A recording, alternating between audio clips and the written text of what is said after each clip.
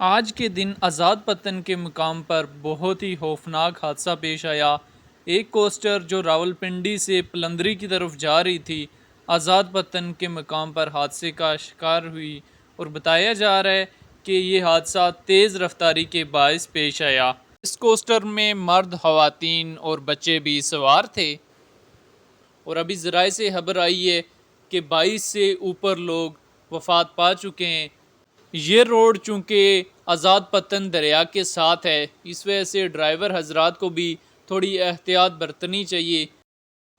یہ روڈ چونکہ دریا کے ساتھ بنی ہے اور پہاڑوں پر محیط یہ ایریا ہے، تو حکومت اگر کچھ احتیاطی تدبیر اپناتے ہوئے سائیڈ پہ سیفٹی وال بنا دے تاکہ ان فیوچر ایسے حادثات سے بچا جا سکے۔ ریسکیو کی ٹیموں کے علاوہ مقامی پولیس بھی جلد از جلد وہاں پر پہنچی، اور جو بھی لوگ فوت ہو چکے تھے ان کو کوٹا ہسپتال میں منتقل کیا تاکہ شناخت کے بعد لواحقین کے حوالے کیا جا سکے۔